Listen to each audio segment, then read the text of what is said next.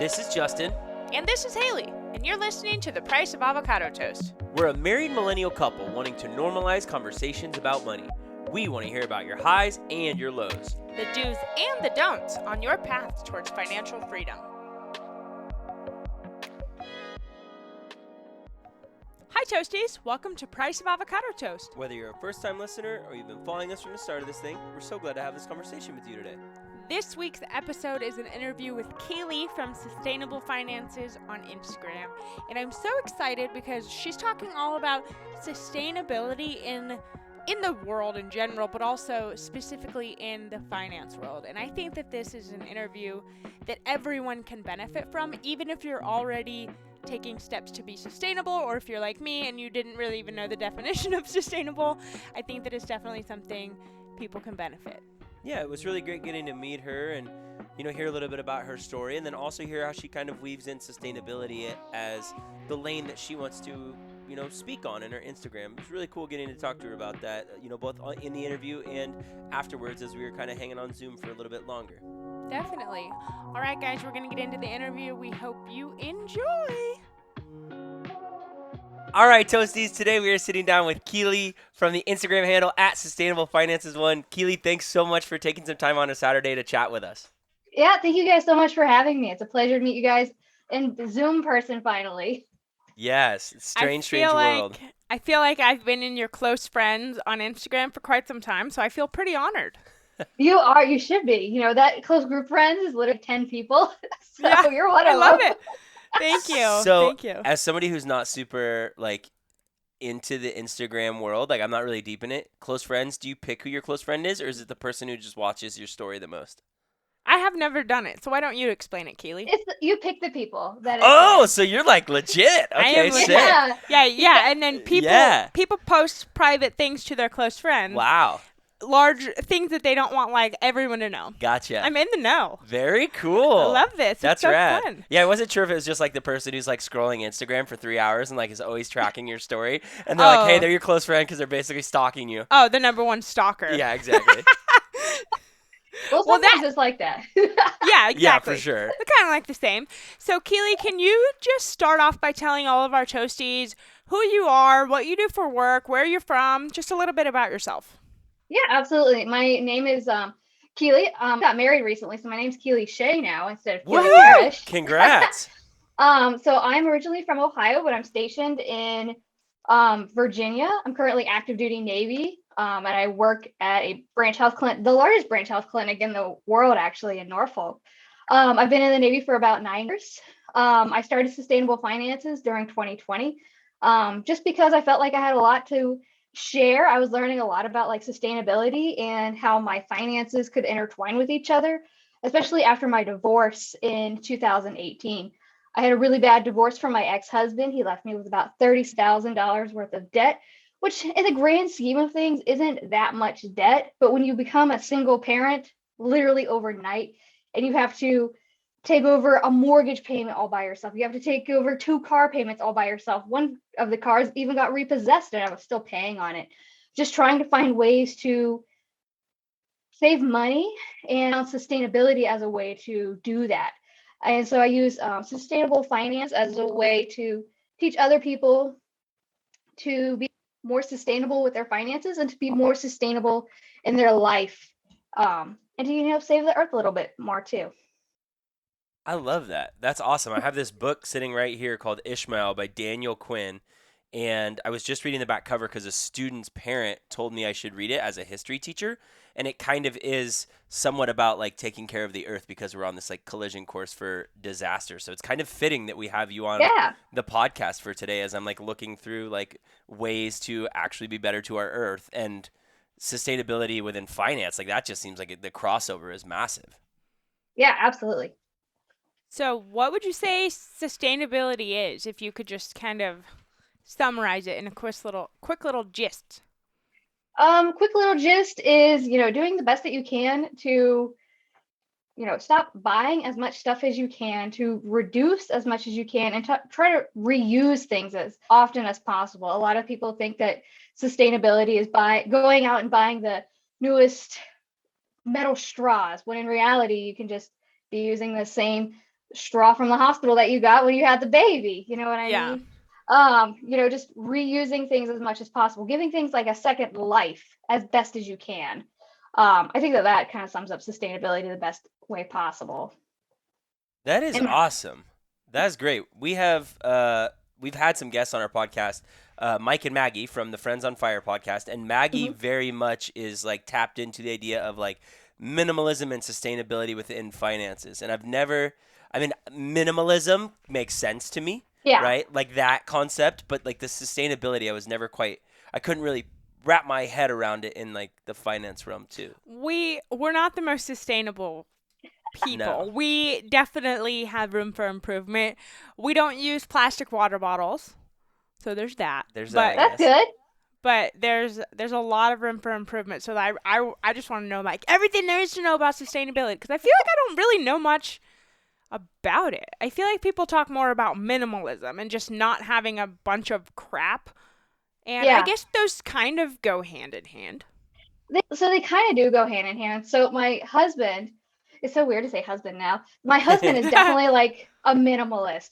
He just like every 3 months or so, he goes through all of his stuff and things that aren't serving him value life anymore. He gets rid of it. Whereas I'm kind of on like, I grew up with a very poor family. And so like, I need to hold on to this stuff because like my pack rat brain is like, I'm going to need for whatever. And so that's kind of sometimes how my husband and I kind of butt heads because I like jars, like glass jars. I love them. It's like kind of one of my like sustainable things. So like instead of buying plastic pasta jars, I like to buy the glass jars for pasta because it's a couple, maybe 50 cents more at Aldi or so, but they're really nice quality jars and you can use them for so much stuff. But then you have all these jars that are just laying around the house Yeah. and it drives your husband insane. But you can use those jars for so much stuff. So like I have all kinds of like googly eye things from Halloween that I can use it. I could put those in jars. And I like to cut up my fruits and veggies after I get them from the grocery store instead of keeping them in the plastic because when you put them in glass jars, they last so much longer. It's insane. I don't know why.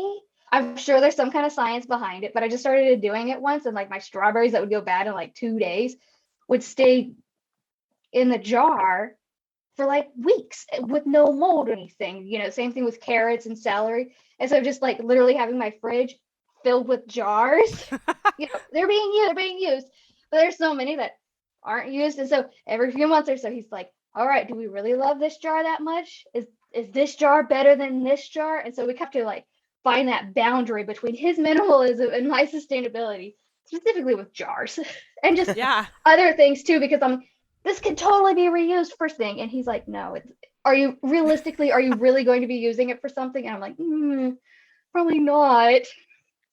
But I just hate to think like, because only like 1 to 5% of the recycling that we actually put in the recycling is actually recycled. And I Oh hate, wow. thinking that it's like not going to be what it's supposed to be doing within Right. its life. Wow, I didn't know that. That's a super low number. Yeah, it is. It's insane. That feels like a very futile attempt then. Every time you recycle, you're like, 90% of this is useless. Yeah, it's really easy, especially like recycling program that we have like in where I live. It's like, yeah, put all of your recycling stuff just in one thing. It's not like not like sorted by glass, cardboard, number 2 plastic, number 4 plastic, which is what I'm used to growing up. We would have it like that. And then my mom would take it to the recycling place because we lived out in the boonies and we didn't have a trash system. So we would, every Saturday, that's what we were doing. But here it's just like, yeah, it goes into the garbage or the recycling truck. So I have something to say about that. When I lived in Sweden, because I studied abroad in Sweden in college for a year, they had I'll just say maybe like 6 recycle bins, one for like each thing. Newspapers, cardboard, plastic, aluminum, like every little thing had its own bucket. It Interesting. was very detailed, and like your milk cartons had to be washed out with like soap and water. Wow. Things had to be clean, clean, clean. Otherwise, they cannot be recycled, and that's probably why 90% of the things don't get recycled because people just throw their like SpaghettiOs can with SpaghettiOs still in it, so then it's considered dirty. Yeah. Anyway, that's just a trip to me. Yeah, it's insane. So let me ask then, as somebody who kind of obviously focuses on sustainability in finance, how do you think, or what do you think is the appropriate balance between putting sustainability within our world and within our finances on consumers, like just household consumers, versus corporations or big business? Because it seems like the tide is slowly turning to where people are saying, hey, instead of shaming like small households that are just trying to get by, let's put more of the responsibility onto big corporations who are, skirting the appropriate ethics behind it all.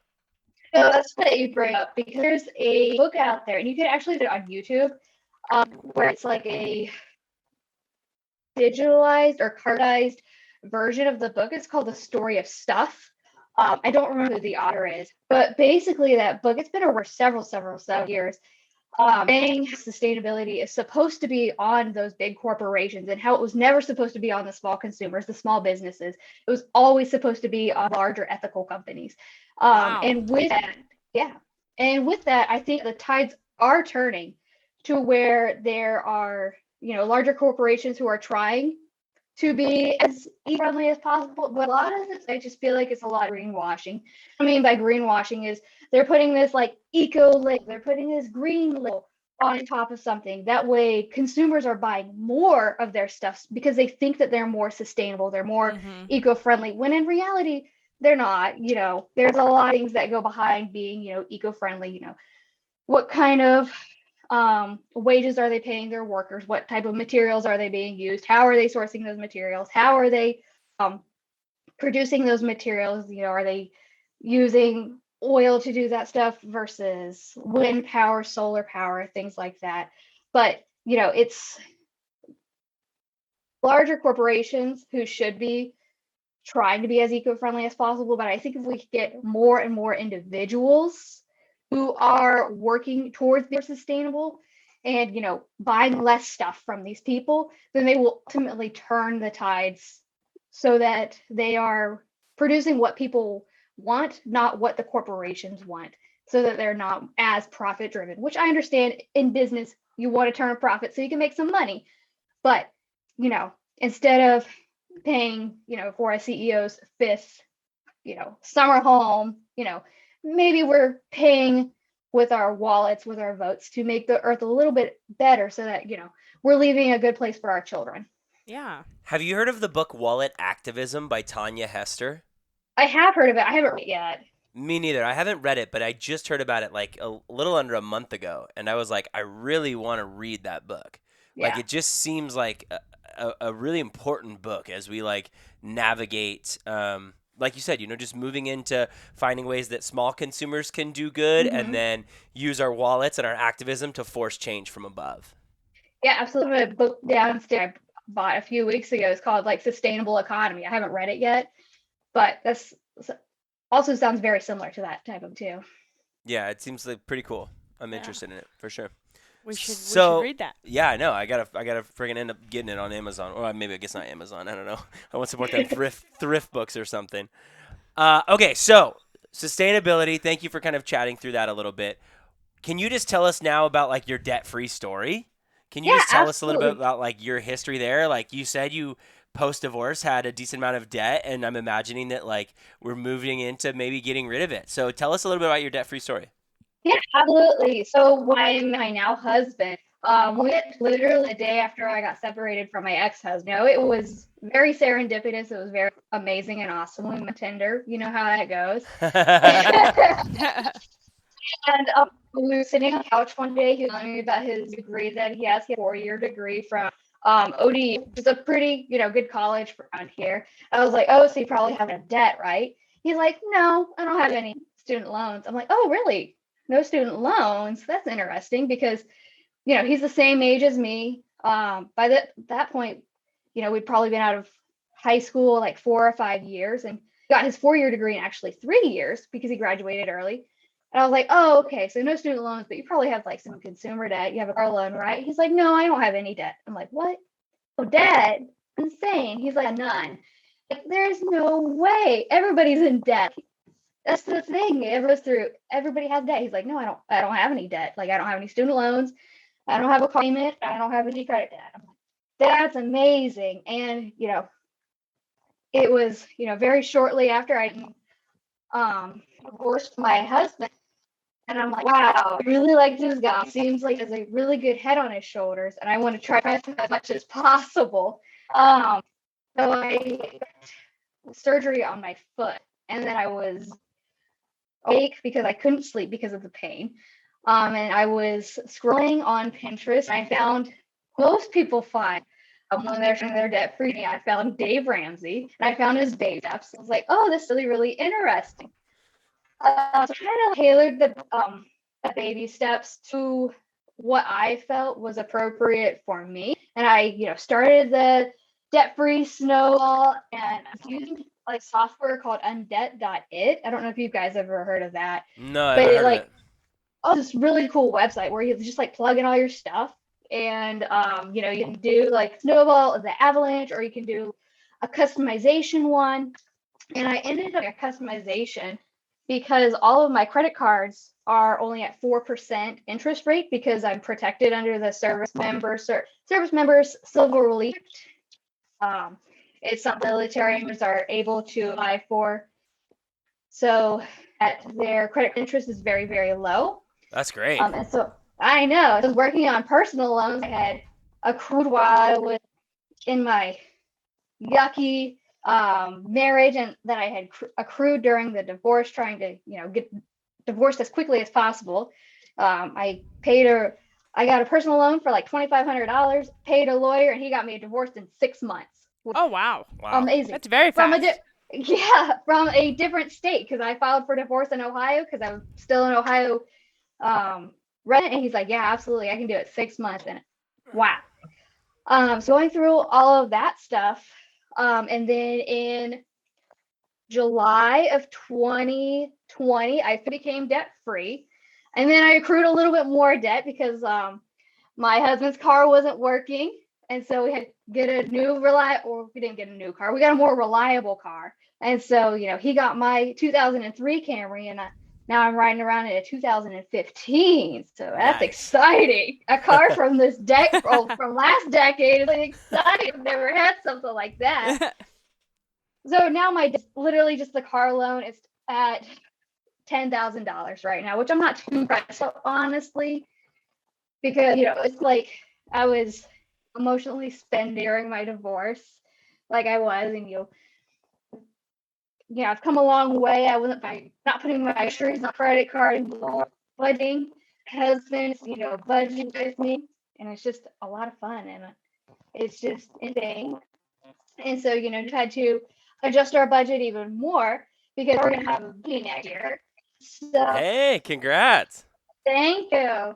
And so now we're adjusting the budget more and more, so that we can make sure that we are good to go for beta, because it's been 7 years since I've had baby stuff. Just got rid of all my Yeah, it's all already cleaned out.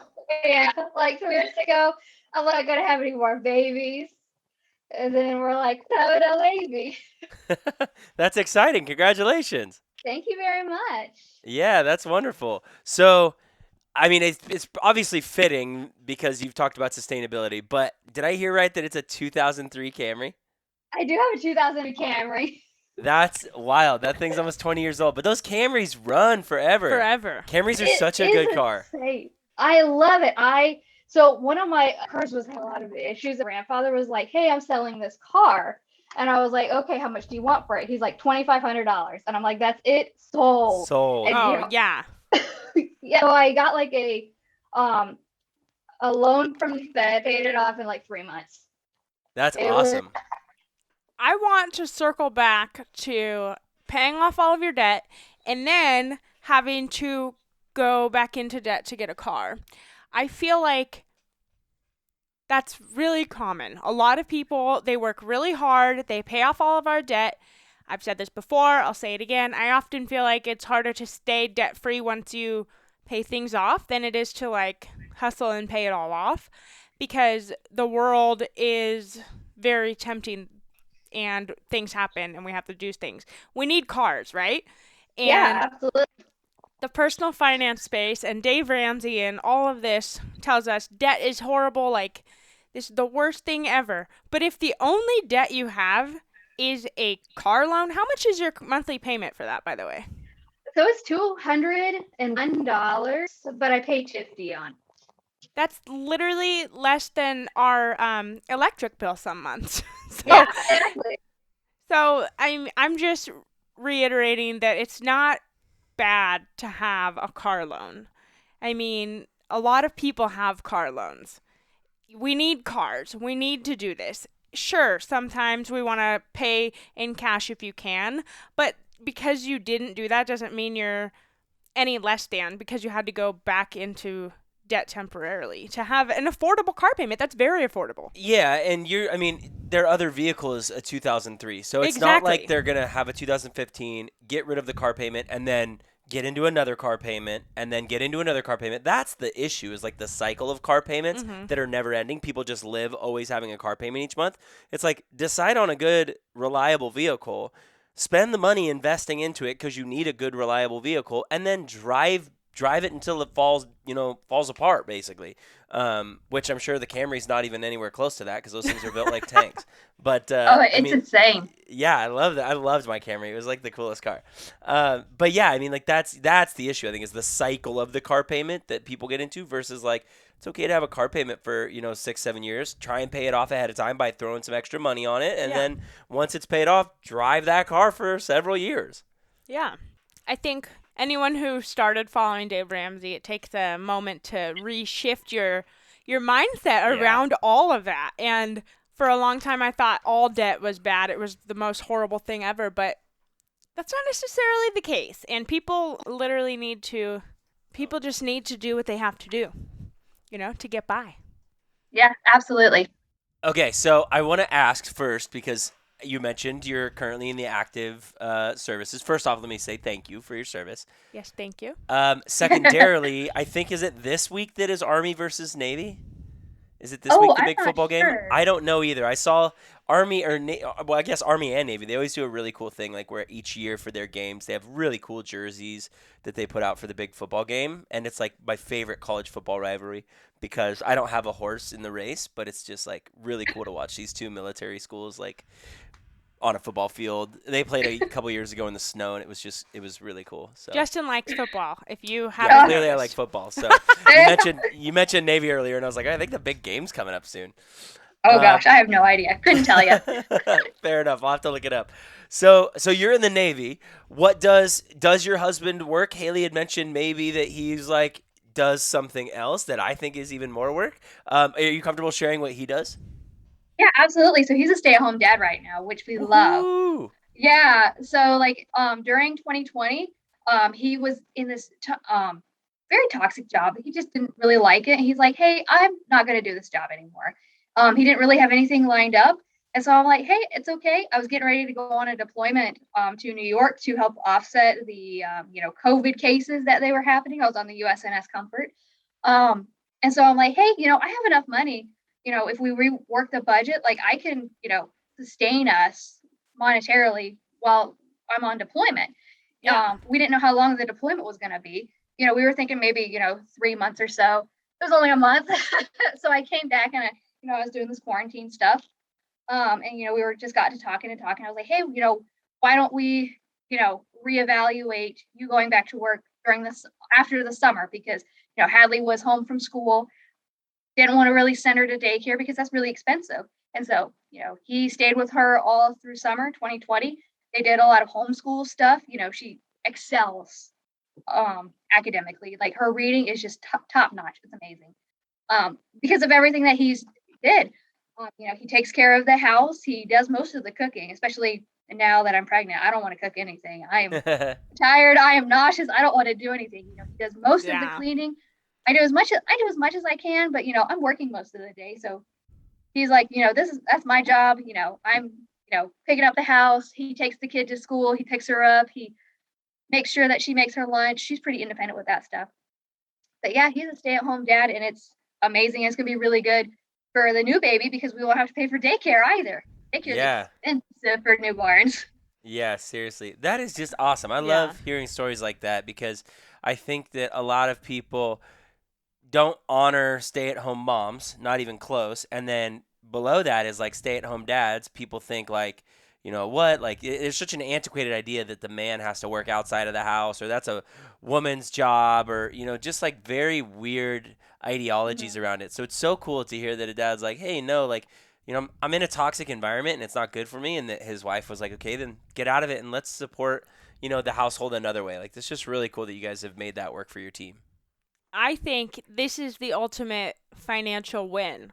Yeah. This is like financial freedom for you guys to be able to Oh have yeah. the choice to have one of you stay home. And regardless of who it is, I just think that that is the coolest thing to be able to choose to do that and for him to be able to choose to walk away from something that didn't feel right.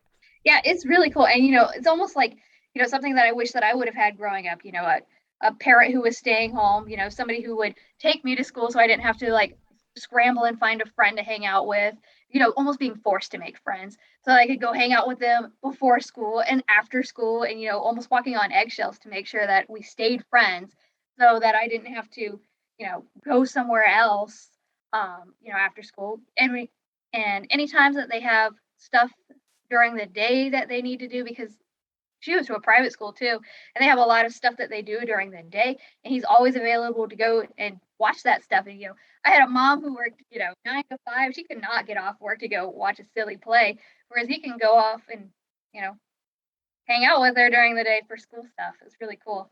That's really cool. What a cool treat for your family. That's Yeah, really awesome. And then yeah, like you said, I mean with a newborn on the way, like that's just even better. The cost of childcare is just absolutely wild in our Yeah. country. Doesn't matter Absolutely. what state you're in. Yeah, not at oh all. yeah, So you had mentioned scrolling and finding the Dave Ramsey community and stuff. What has kept you around the debt free community on Instagram? Like obviously you go by sustainable finances, so you got kind of this like brand or this ideology that you're putting forth, or yeah, I guess brand or ideology is a good way Yeah. to put it, right? It's not like an avatar or a characterization. Yeah, I'm like, like those words popped in my mind. I'm like, that's not really that. So like, what's drawn you to that? Like, what's made you kind of find this niche in the debt-free community? Because you don't really see a lot of people. At least I haven't interacted with a lot of people who are kind of preaching that alongside finances. It's Yeah. it's very much so a capitalistic idea sometimes, right? Of like, yeah. I want, I want, I want. No, you're totally right. So, on my personal account, I was following people who, do a lot of sustainable stuff. I was following a lot of people who do finance stuff. And I'm like, I feel like there is, a niche for me to fit in because, I see people doing this and I see people doing this, but I don't see people doing this and doing it together. So I'm Yeah. like, I'm going to be that person to do that. And, I just kind of like did it on a whim while I was at work one day. I'm like, I'm going to start this Instagram account and I'm going to talk about sustainability. I'm going to talk about finances. I'm going to talk a little bit about minimalism, but I'm not good at it at all. My husband, he's the one, all the minimalism posts that I post about, it's all him. He's a secret partner. He's Walter White in our Yeah, he's little the ghost operation. writer. I love it. And a lot of people in the finance community could benefit from probably being a little bit more sustainable. Not buying stuff over and over again, and finding more ways to reuse things can probably help them save a couple bucks here, a couple bucks there. Might not seem like a lot in the grand scheme of things, but over time it really adds up. And less trash, less trash that goes into our landfills or on our highways, stuff like that. Yeah, I really think it's, a lot of people do lean into the frugality idea because they don't want to spend money. They don't lean into the frugality idea because they want to be sustainable, right? There's True. not really this holistic idea behind it of like taking care of the earth. It's more so just like, I want to accumulate wealth and get out of my job or whatever it may be, which is great in itself. Like if that's your desire to travel and do all those things, like rock it. But if we can also have this like really ethically conscious idea of taking care of the earth, that's great. And like Kealy said, like we're not particularly great at that. Like we're trying to do better. My brother's wife is tremendous, I think, with some of her sustainability practices. And so every time we are visiting them, it seems like they have a new thing where I'm like, oh gosh, that's just like good for you guys. Like composting. Yeah, like they're great composters and Oh. like just some of the reusable things that they have within their kitchen and stuff that you're like, yeah, like we should totally do that. I mean, they've converted me completely to like actually taking my lunch in a Pyrex dish instead of packing a ton of Ziploc bags because there's no need for it. Like, and so, yeah, I just back to the point that, you see a lot of people leaning into the frugality, but not the sustainability aspect. So I really appreciate that that's, where you choose to be mindful and where you choose to kind of like steer your guys' brand. That's pretty awesome. Thank you. Yeah, definitely. Okay, so we have a famous last question that we like to ask all of our guests, particularly those that have their different lanes within the finance community, because we get just a great spectrum of answers. So if you could put a stop sign on anybody's financial journey, what would you stop them from doing in regards to money? Oh, I know. I put a stop sign on people who's trying to buy sustainable stuff to be sustainable, because you don't need to buy stuff to be sustainable. You don't need to, duh. You don't need to buy metal or plastic or, gosh, please don't buy bamboo straws. Those are gross. Ugh, if you've ever tried bamboo straws, they are disgusting. Does it just like make everything taste like bamboo or? It tastes like wood. Ugh. I've like never played a woodwind instrument where you need a reed in it, like a clarinet. But I imagine that's what it tastes like. Gross. Okay, nasty. Yeah. Yeah, that's what I imagine great. it tastes like. Yeah, you don't need to buy a whole bunch of like reusable water bottles. Just use one or two. And really, the ones from the thrift store, they're like the metal ones. They're amazing. They're amazing. My husband has a whole bunch in the fridge right now. We use those as our like think of like plastic water bottles that you keep in the fridge. You just pull it out and then you fill it back up and then you put it back in there. It's awesome. Yeah. So yeah, Love that. don't buy Okay. stuff just to be sustainable. So you've given us glass jars, you've given us reusable water bottles. What's the third action step that our listeners should like go and think of right now to be sustainable? What's the big thing in your guys' household? You're like, oh, do this. Gosh, we use a lot of glass jars. Oh, I love glass jars. We gotta title this like glass jars or something. I don't know. We gotta When I find go some cheeky title of glass jars to make this. For this episode? Yeah, for this Okay. episode. When I go downstairs, I'm gonna have to take a picture to show Haley all my glass jars. Yeah, exactly. I think that you mentioned on it earlier, like Pyrex, like lunchbox containers. We use the glass ones. I love those too. Instead of like a whole bunch of like Tupperware, Mm-hmm. Like the plastic Tupperware. Yeah, the plastic Tupperware. Yeah, the glass ones. I like those a lot more because things last longer in glass. I don't know why. I don't understand the science behind it, but it's true. You should do an experiment, really. There you go. Wow, this was really informative, and I really hope that our listeners go to our show notes, click on the link that I'm going to put there, and go follow you because you're legit. I've always thought you were legit, but you have good stuff. So can you tell us where people can find you and connect with you on Instagram or wherever you live? Yeah, absolutely. You can connect with me on Instagram at Sustainable Finances. I'm there Perfect. all the time. I don't post as much right now because I am very nauseous and tired all the time, but I live in my stories. Yeah, I was going to say, you might not make posts, but you're on stories. I feel like that's where people are nowadays anyway. Yeah, that's true. Yeah. I don't get as stressed out when I'm not posting as much because like I'm in my stories, I'm chatting with Haley, That's what I do. I love it. The close friends group. Perfect. Yeah, I'm a part of it. Love it. Yeah. Well, She was the first one to find out that I was pregnant too, so. Yeah. Oh, hey, there you go. Hey, well, good job You know- keeping it a secret. I didn't even know. So that's I pretty found rad. out when she had the pea stick. That's how close friends we are. That's I'll Yeah. say.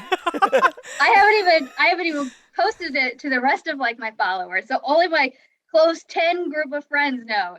And now you do. And now once you guys release the podcast, everybody will know. Well, That's great. this won't go live until like January, so you have time. Yeah. That's fine. That's fine. I'll be like got 20 weeks or so by then. Yeah, you got some time to get through the holidays, low stress. Yeah. Yeah, exactly.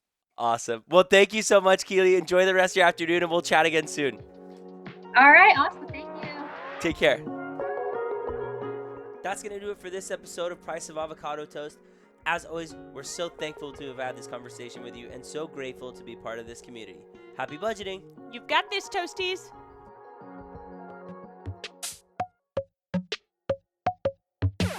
Thanks for listening to The Price of Avocado Toast.